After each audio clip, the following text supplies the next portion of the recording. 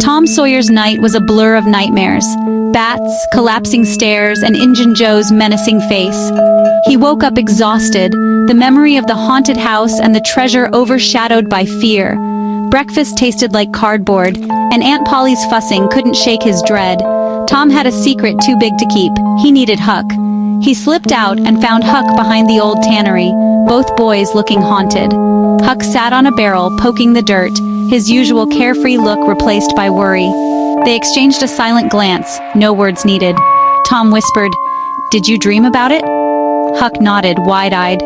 "I ain't ever gonna sleep right again, Tom," Huck muttered. Tom realized they were in this together, bound by fear and adventure. It was going to be a challenge. Challenge accepted. In hushed voices, Tom and Huck replayed every detail of the haunted house. Huck wanted nothing to do with the treasure. He called it cursed and wanted to forget it all. But Tom's fear was tangled with excitement. The gold's lure was too strong. He painted wild dreams of riches, but Huck shook his head.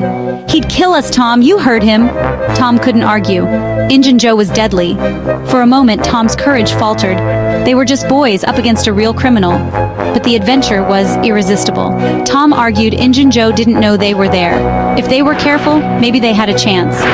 Under the cross, number 2. That was their clue. Fear and greed battled inside them, but Tom's determination grew. The hunt was on. Number 2 echoed in their minds, a riddle they couldn't crack. Was it a tree? A grave? They tossed out wild guesses. Then Tom had it. What if it's a room number at an inn? Huck agreed. It made sense for a man like Injun Joe. St. Petersburg had only 2 inns. The first was too clean, too public, no place for criminals. The second, a rough tavern at the village edge, fit perfectly. Its main door was hidden in a dark alley, and a faint light glowed in a second-story window. Tom's heart leapt. This had to be it. They'd found number 2. The mystery was unraveling. The treasure felt closer than ever. The game was afoot. With the location found, they needed a plan, no more games. This was real. Huck would hide in the alley, watching the tavern's back door. Tom, with his bundle of old keys, would try to get inside if the coast was clear. Huck's signal, a soft meow. Tom's cue to sneak across and try the lock. They rehearsed their roles, nerves jangling. Night fell, shadows deepened, and every sound made them jump.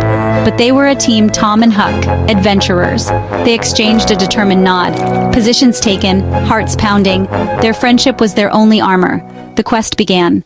The alley was pitch black, Huck hidden in the shadows, eyes on the tavern's back door. Tom waited, keys in his pocket, nerves stretched tight. The light in room number 2 finally went out. Silence. Then, a soft meow from Huck. Tom crept to the door, hands shaking. Key after key failed. At last, one turned. The lock clicked open. Tom eased the door open, revealing a narrow staircase. He slipped inside, heart hammering. He was in. The real danger waited above. He climbed the stairs. Tom crept up the stairs, feeling his way in the darkness. He found the door to room number 2 and eased it open. The room reeked of whiskey and danger. Suddenly, a low groan. Injun Joe was there, asleep on the floor. Tom froze, terror flooding him. One wrong move and it was over. Somehow he backed out, silent as a shadow. At the stairs, he turned and fled. He and Huck ran until they were safe. Gasping, they made a vow. They'd watch the inn every night until Injun Joe was gone. The treasure was real, and they would get it. They would be patient, and they would be brave.